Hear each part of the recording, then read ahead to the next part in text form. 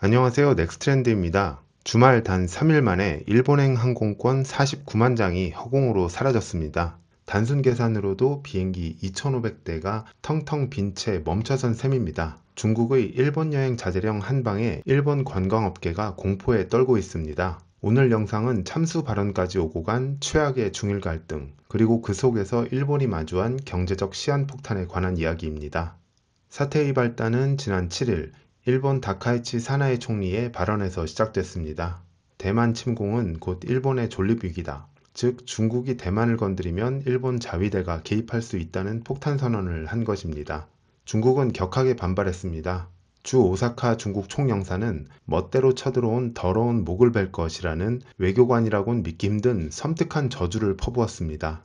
양국은 대사를 새벽에 불러들여 고성을 질렀고 결국 중국은 자국민 보호를 명분으로 일본으로 가는 문을 걸어 잠갔습니다. 중일 갈등은 전 세계에서 애니메이션 역사상 최고 흥행 성적을 거두고 있는 귀멸의 칼날에도 영향을 미치고 있습니다.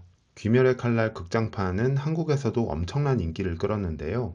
중국에서 개봉된 이후 매진 행렬을 이어갔지만 개봉 5일 만에 갑자기 빈자리가 속출하기 시작했습니다. 다카이치 사나이 일본 총리의 대만 발언에 반일 감정이 고조되었기 때문입니다. 개봉을 앞두고 있던 다른 일본 영화와 애니메이션들도 무기한 연기되었습니다. 여기에 중국 정부가 일본산 수산물 수입을 중지한다고 통보하는 등 중국의 경제적 압박은 계속되고 있습니다. 이런 상황에서 일본 정부는 기존 입장을 고수하고 있습니다. 다카이치 총리는 대만 관련 발언을 철회하지 않겠다는 의사를 밝혔는데요. 이에 따라 중일 갈등이 어디까지 갈지에 대한 관심이 커지고 있습니다. 가까운 두 나라의 갈등은 결국 한국에도 영향을 미칠 수밖에 없는데요. 문제는 이 싸움의 계산서가 일본에게 훨씬 가혹하게 청구된다는 점입니다. 단적으로 일본의 관광산업에서 중국이 매우 큰 비중을 차지하고 있다는 점을 들 수 있습니다. 아베 정권 이후 일본은 관광 입국을 외치며 경제의 상당 부분을 관광 수입에 의존해 왔습니다. 아베 전 총리는 일본의 경제 성장 동력을 확보하기 위해 관광 산업을 대대적으로 육성했는데요.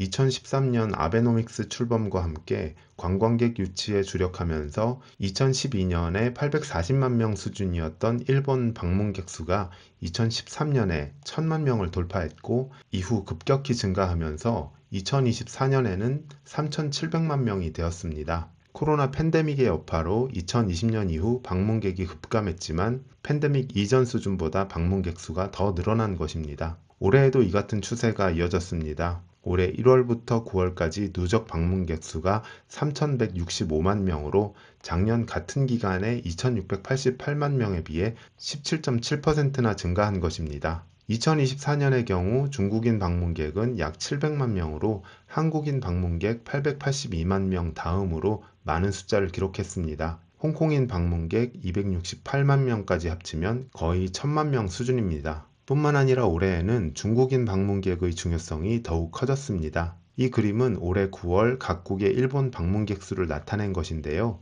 중국인 방문객이 77만 5,500명으로 한국의 67만 500명을 넘어섰습니다. 게다가 월별 중국인 방문객 수가 엄청난 속도로 증가한 것을 볼 수 있습니다. 4월 43.4%, 5월 44.8% 등 계속해서 두 자릿수 증가율을 유지한 것입니다. 이러다 보니 2025년 1월부터 9월까지 중국인 방문객 수는 전년 동기 대비 42.7%나 증가한 약 750만 명을 기록했습니다. 9월까지 누적 방문객 수가 이미 작년 전체 방문객 수를 넘어섰고 같은 기간 한국인 방문객 수 680만 명도 훌쩍 넘어섰습니다. 이런 추세라면 올해 말까지 중국인 방문객 수가 1000만 명을 넘어설 가능성도 있었습니다.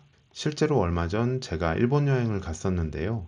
외국인 관광객들이 정말 많았습니다. 외국인들이 얼마나 많이 보였던지 만약 이들이 없다면 과연 일본 경제가 유지될 수 있을까 하는 생각마저 들 정도였습니다. 그리고 관광객들 사이에서 중국어가 상당히 많이 들렸습니다. 당시에는 대만 관광객들일 거라고 생각했는데 통계를 보니 중국인 관광객이었을 가능성도 꽤 있었던 것 같습니다. 반면 중국을 방문하는 일본인 숫자는 상대적으로 미미한 수준입니다. 2024년의 경우 홍콩과 마카오, 대만에서 주로 관광객이 왔고 일본 관광객은 비중이 크지 않았던 것을 볼 수 있습니다. 즉 중일 갈등에 따른 관광객 감소는 중국 입장에선 잃을 게 없는 꽃놀이 페이지만 일본에겐 뼈아픈 직격탄인 셈입니다. 실제로 일본 민간연구소 노무라 소켄의 기우치 다카이데 이그제큐티브 이코노미스트는 중국인의 일본 방문이 급감할 경우 일본 GDP가 0.36% 감소할 수 있으며 경제 손실액은 2조 2천억 엔,